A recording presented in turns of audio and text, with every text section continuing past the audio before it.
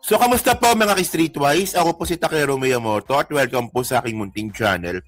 So, mga kababayan, kahapon nga po, no, naaresto itong retarded general.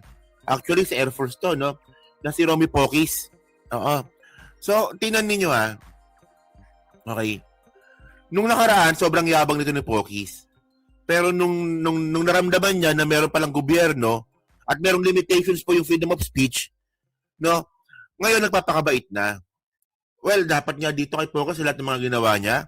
Dapat tanggalin ng pension ito eh. Oh, kabaro pala ng tatay ko to. Air Force.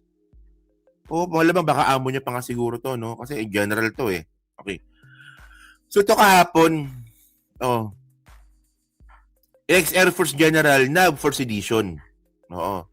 So ito yung mukha niya, no? Nahuli siya kahapon sa CIDG. Anong height nito? Puto matangkad pala to, no? 6 flat. No, laking tao pala dito ni Poki. 6 flat pala ito, no? Oh, yun nga. O gano'n kakalaki, gano'n ka rin katanga. Gano'n lang naman yun. Oh. So ngayon, mapabayan, no? Ito, sabi niya dito. Man, bait-baitan ngayon eh. So sabi niya dito, retired Air Force Major General Romy Pokis post bail of 48,000 at the Quezon City Regional Trial Court for 77 on Monday following his arrest over an inciting to sedition charge. Okay. So, the case against Pokis stemmed from his participation in the November 2025 rallies where he urged the military to withdraw support from President Ferdinand Marcos Jr. over corruption scandals. Alam niyo mga kababayan, no?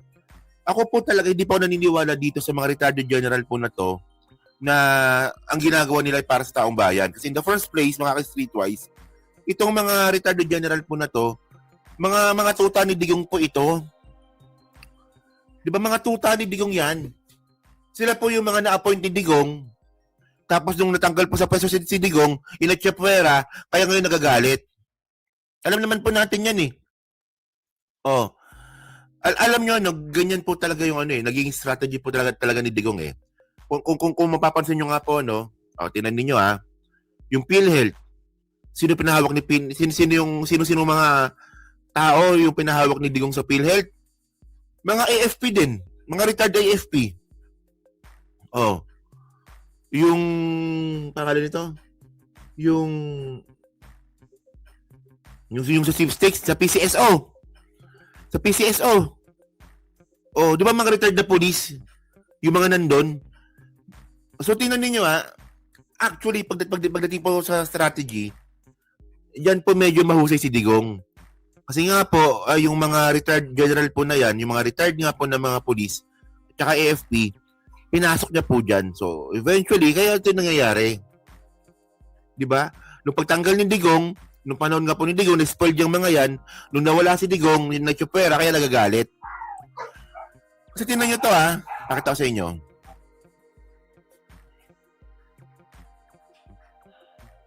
Ito yung profile ni Pokis eh. Romy Pokis, no? 1958, a retired Air Force, Philippine Air Force General. He was a Duterte administration government official. So, tingnan nyo ito. 2018. By August 2018, Pokis was appointed by President Duterte to the board of directors of the Philippine National Oil Company. Puta na PNOC pa pala ito, no? In April 2022, he was inducted to the board directors of the Philippine Military Academy Retirees Association, okay, PMRI. So alam naman po natin no na itong PNOC, Philippine National Oil Company, no? Di ba naalala ninyo may issue pa sa Malampaya yan? Di ba?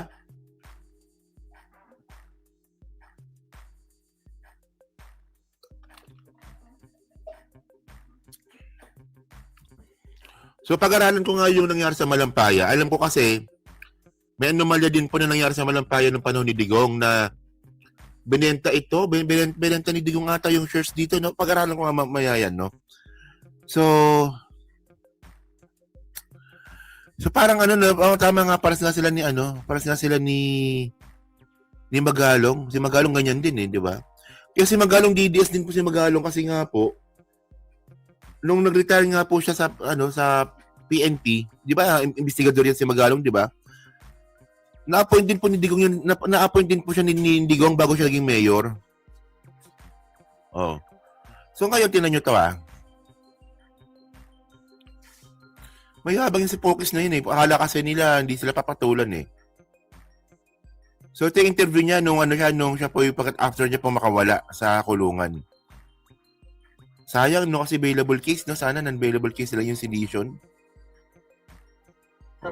Pwede na ako magpa-interview kasi kanina, of course, under custody ng CIDG, hindi pa pwedeng magsalita kanina. Nawala yung yabang niya dito eh, no? Samantalang dati, kung tawagin yung bangag yung presidente, bangag, ganun yun sa sa stage eh. Meron tayong presidente, bangag! Ganun yung dati. O ngayon, ba't di mo sabihin yung bangag yung presidente? Ha? Buha ka ng inang pala nito eh, no? Alam nyo nung rally nung November, sinabi pa yan ni Pokis na na, meron kami 1 milyon na magra-rally. At yung mga yan, pag nagalit yan, hindi namin pipigilan yan na lumusob sa Malacanang. Ganyan po yung mga statement ni Pokis dati. Pinoprovoke niya yung mga nagra-rally nung nalusubin na yung Malacanang. Putang inang to, parang hindi ang dating sundalo eh. Ganyan po talaga pag nakatingin po talaga ng pera. Ganyan po talaga pag nakatingin po ng kapangyarihan ng panahon ni Digong. Akala kasi nila mga kababayan, yung kapangyarihan at saka yung appointment na binigay sa kanila ni Digong, akala nila pang habang buhay. Putang na parang hindi mga sundalo tong mga to. 'Di ba kasama po sa tuturo ng sundalo yan, chain of command. Kung sino yung presidente, igalang ninyo. Medyo alam po natin yan kasi mga kababayan, yung tatay ko po kasi sundalo yung tatay ko eh. 'Di ba? Tinuturo po talaga yan. Isa ito sa mga motto ng sundalo, chain of command. Oh. Utak Bisaya, mayabang sa salita. Alam niyo mga kababayan, hindi may sabi niya na. Nag-comment nagsabi niya na utak Bisaya, mayabang sa salita. Actually sa totoo lang may mga kaibigan tayong mga Bisaya, mababait naman yung mga yan. Mababait yung mga Bisaya, no? Pero pumangit po talaga yung imahe ng mga Bisaya dahil po sa mga Duterte. Hindi nga, ako napansin ko yun eh, na ngayon pag nakakita ko ng Bisaya, sa isip ko agad DDS to eh. Hindi nga, naisip niyo ba yun? Ewan ko lang kung ako lang yun pero ewan ko lang kung sa inyo. Kasi ako pag nakita ko ng Bisaya na hindi ko kilala, puta DDS to. Huwag naman ganon. Huwag naman sana ganon, di ba? Sige, continue nga natin. Tanong ni Pokis eh. Nawala yung angas si Pokis eh. Magsalita kanina.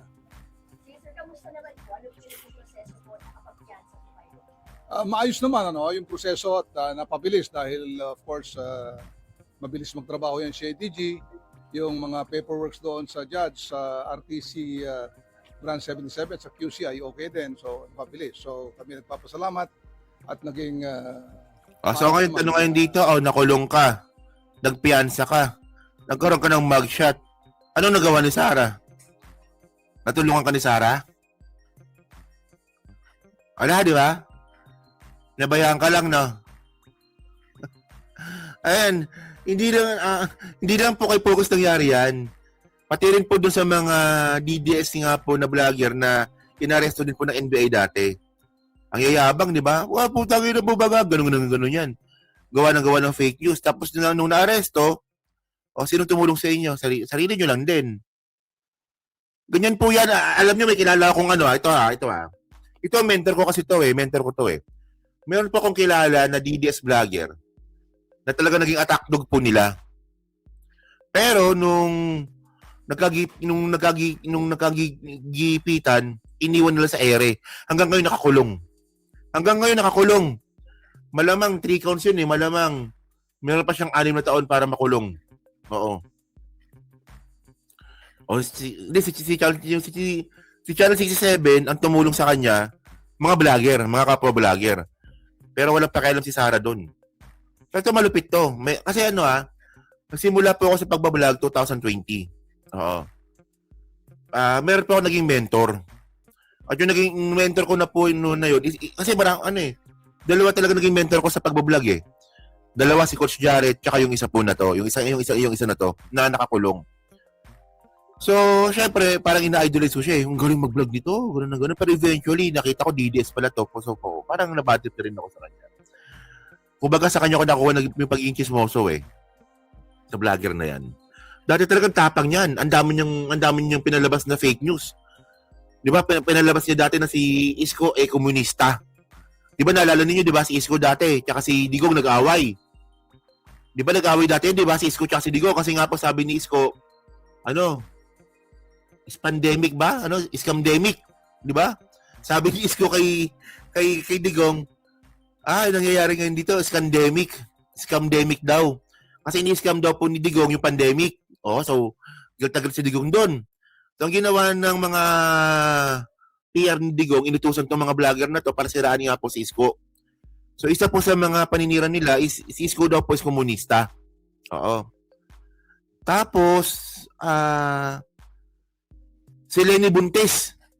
Oo. Shota niya si Bolet. Isa rin po siya sa nagpakalat nun. Pero yung malupit mga kababayan, no? Nung malupit, naalala ninyo na nung nahuli si Kerwin Espinosa? Diba? Nung nahuli po si Kerwin Espinosa, mayroon pong silang utos kay Kerwin Espinosa na ituro nga pong drug lord sa Iloilo si Drilon. Yun. So, hindi pumayag si Kerwin Espinosa noon kasi nga po, nakatakas ata siya ng pagkakalam ko. Basta gano'n yung kwento eh. So, ngayon, siya rin po yung isa sa mga nanira kay Drilon. Ang problema sa Drilon, Picon, dinibanda siya. Ngayon, napatunayang guilty siya. Sa Supreme Court pa. Kulong. Pinabayaan siya ni Digong. Kilala niyo kung sino vlogger na yon? Kilala niyo? Di ba? Ganyan po sila dati. No? Kapag kayo po mga vlogger kayo, napapakinabangan nila, grabe yan, utusan kayo niyan, susuportahan kayo niyan, babayaran kayo ng mga yan, ng mga Duterte. Pero eventually, pag kayo po nagkaroon na po ng gipitan, na kayo po madidimanda na kulong kayo. Hanggang ngayon, nakakulong pa rin po yung mama. Attack dog ni Digong yan eh. Di ba yung ginawa niya kay Mabilog? Kay Mayor Mabilog ng Iloilo? Obvious na na attack dog ni Digong eh. Sabi ko na kung sino, si Mejorada. Si Manuel Mejorada. Attack dog ni Digong po yun. Obvious na content eh. Ngayon, nakakulong siya ngayon, di ba? Actually, yung nangyari kay Mejorada, nadimanda ata siya 2018. Inakit sa Court of Appeals, inakit sa Supreme Court, guilty ang mama.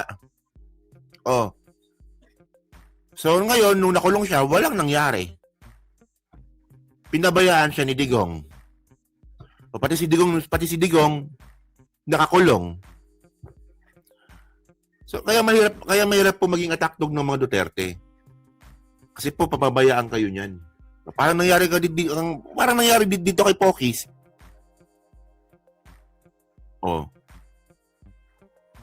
Dito kay Pokis ngayon, exciting to sedition.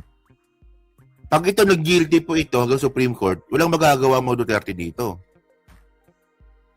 Ngayon nagkaroon siya ng piyansa. Sino nagbayad niyan? Ikaw. Nagbigay ba ng pera si Sara? Samantalang 100 of millions ang binabayad po ni Sara kay Kaufman every month. 48,000, hindi ka nabigyan ng pera ni Sara? Tayo eh. Of course, yung pag-aresto, yung pagpoproseso, saka itong pagpopost ng bail, at saka yung release order ng judge. So ano ang resulta plano? Of course, yung aming grupo, United People's Initiative, ay tuloy-tuloy pa rin na magpapahayag ng naramdamin natin mga Pilipino dito sa matinding korupsyon na nangyari sa ating bayan. Kasi nga, inaasahan natin na bago magpasko, merong mga makukulong, merong mga mapapapanagot. Pero sa ngayon, wala pa eh. No, pag ganyan yung mga batikos ninyo, okay lang po yan.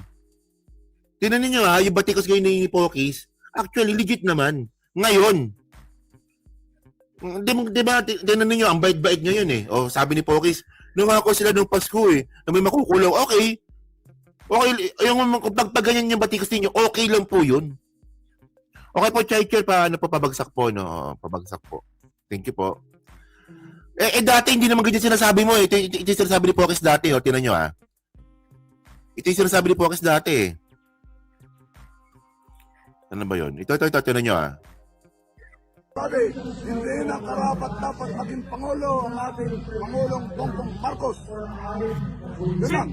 Sir, kanina meron din Okay ba na, di ba? Dati nung hindi pa siya na-aresto, ganito po siya magsalita. po kayo nabanggit about Sir Bronner. Pwedeng, Yes. Oo. Dahil nga hindi na karapat dapat ang ating Pangulo ay napatunayan magnanakaw at saka bangag, drug addict.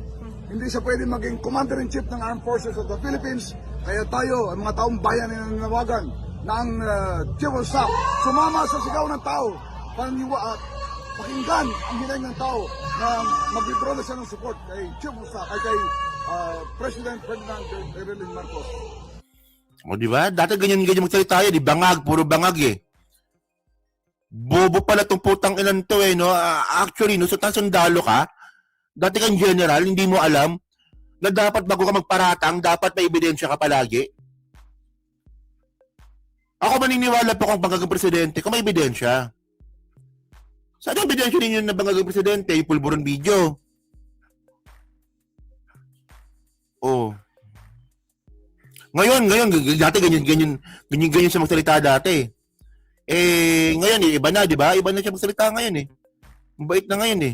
Kasuhan yung mga maliliit na Ano? dito sa matinding korupsyon na nangyari sa ating bayan. Kasi nga, inaasahan natin na bago magpasko, merong mga makukulong, merong mga mapapapanagot. Pero sa ngayon, wala pa eh. Yung mga napukulong doon, napakasuhan, yung mga maliliit na kailangan natin talaga yung... Sige nga, Pokis. Sige nga. Sabi niya ngayon, kasi sabi kasi dati merong merong makukulong na malaking isda, ganun. Bago magpasko. Sige nga, kanino ka nananawagan? Kanino ka nananawagan na nangako na may makukulong bago magpasko? Kanino? Doon sa bangag na tinatawag mo dati, na gusto mong pag-resignin? Na gusto mong tanggalin sa pwesto? Napaka-consistent mo naman, buha ka ng ina ka. Diba? Tingnan nyo gago din eh, no? Sige, ulitin nga natin para makuha natin yung point ko dito. Tingnan nyo Panagot. Pero sa ngayon, wala pa eh.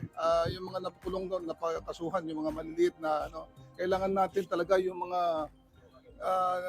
nagnakaw ng mga bilyon-bilyon, mga trilyon-trilyon, dapat ang mapanagot at mabigyan ng hustisya yung mga taong nangamatay, nagkasakit, itong mga hindi nawalan ng yung dinaanan ng baha. Dahil hindi naman pala ginawa yung mga flood control projects na yun, kundi kinuwarta lamang. Yun ang masakit doon. Sir, your thoughts po about sa pagkaresto sa inyo? Tingnan nyo Ngayon sabi niya nga po ngayon, ang gusto niyo lang daw naman kasi may makulong daw po na malalaking isda. Kasi daw po yung mga napakulong lang daw po ngayon is yung mga, hindi naman to yung mga pinaka-mastermind. Oo, sabi niya. Kasi meron daw po nangako, bago magpasko may makukulong. Oo, sabi niya ganyan, sabi ni Focus niya, no? So ngayon, kanino ka nananawagan ngayon? Sa presidente. Na dati tinatawag mong bangag na pag-resign mo. Bakit dyan? Bakit dyan? Sa interview na yan, pagkatapos mo makulong, pagkatapos mo mag-bail, bakit hindi mo matawag na bangag yung presidente? Ayun nga, ba't di mo matawag na bangag yung presidente? Oh. So nakatikim ka rin ng takot. Natakot ka na. Kasi pinatulan ka. Di ba? Wala pala to duwag pala to Putang na pala nito, gago pala to mga kababayan. Alam nyo kung bakit? Tingnan nyo Uutusan niya si Browner na bumaliktad. Siya pala mismo duwag Alam mo kung may paninindigan ka talaga, na banggain mo yung presidente ng Pilipinas, walang ganyan dapat. Dapat nakita mo yung tapang mo. Kita mo uutuin mo pa si Browner na bumaliktad. Ikaw nga mismo bumaliktad ka na ngayon. Ngayon pa lang tumiklop ka na Paano mo mapapaniwala ngayon yung mga sundalong opisyal ngayon na aktibo kung ikaw mismo bumaliktad? O yan ang sinasabi ko sa inyo Inuuto nyo. Alam nyo kung ba't ba ako nagagalit dito kay Pokis? Inuuto niya yung mga active sundalo ngayon. Inuuto niya. Buti na lang hindi uto-uto yung mga sundalo ngayon. O ngayon, kung nagpa-uto pala itong mga sundalo na aktibo ngayon, tingnan nyo nga, kung gaano kaduwag yan si Pokis, nakatikim mo lang ng kaso, tumiklop na ngayon. Yan tayo Utoy niyo yung mga sundalo ngayon, kayo naman pala mismo, duwag din pala kayo. Oh. Sabi niyo dito, ininibig ba kayo? Yung pag-aresto, naintindihan ko yon dahil trabaho ng CIDG yun. Ang hindi natin maintindihan at kinakababahalan natin ay bakit yung mga taong nagpapahayag ng mga damdamin, nagpoprotesta dahil dito sa mga matinding korupsyon na ito ay kinakasuhan. No, kita mo, bobo pala to no? Puta, kausapin mo ba naman si Browner? Kausapin mo ba naman si Browner na bumaliktad? So freedom of expression pa ba yun? Hindi na po freedom of expression yun. Inciting to sedition na po yun. O di ba? Gago talaga to no? Pa-victim ngayon bigla, pa-victim bigla no? Oh. Nagpoprotesta dahil dito sa mga matinding korupsyon na ito ay kinakasuhan. Hindi ka nagpoprotesta. Rebellion ang ginagawa mo. Putang na, pa-victim pala to, no? So, ang pangit naman nun. O, kayo mga active sundalo, ito yung nanguuto sa inyo. Pa-victim na po ngayon. O, wala pala to Di ba kanina, pinakita ko yung video kanina. Di ba? Yung manawagan ka kay Browner na bumaliktad, tawagin mo baga presidente ng walang ebidensya, hindi po yung pagpapahayag. Paninirang puri po yun, at rebellion po yun. Rebellion yun para sa akin. Oo. Gagago talaga. Grabing katangahan ni Pokis talaga, no? Ganun ba talaga pa nakakatikim ng kapangyarihan kay Digong? Nagiging tanga? Di ba? Hello po, Bang Babet Tamayo. Hello po, no? Inuhuli na arestong tulad ko. Dapat ang kinakasuhan na aresto yung mga taong nagnakaw ng bilyon-bilyon, yung mga kumuha ng pera na instead sana sa mga flood control para mawala ang baha. Ayun ang inaasam natin na makulong. Alam mo, pag ganyan lang yung salita ni Pokis, no? Ano yung ganyan lang na salita na Pasko na, nangako sila nang wala na may makukulong, wala pa rin nakulong. Ang gusto namin na may meron ng makulong, ng mga nagnanakaw. Yung mga ganyan mga babayan, okay lang po yun. Legit po na batikos po yun. Okay lang yun Walang problema dun Kasi yun din na may panawagan natin Pero yung kausapin mo na si Browner, manawagan ka kay Browner na bumaliktad at lusubin yung Malacanang. Udyukin yung mga nagrarally na lusubin yung Malacanang. Hindi na po freedom of expression po yun. Well, ewan ko lang. Pero sana. Ewan ko lang kung magbabago si Pokis ngayon na nakatikim ng kulong. Na natin. Pero, by the way, continue natin itong katangahan ni Pokis, no? Yan. Saan na ba tayo? Tagal lang natin yan. Lang kwenta yan. Tangin lang yan. Saan na ba tayo? Wait. Share screen tayo. Share screen. Okay, yan.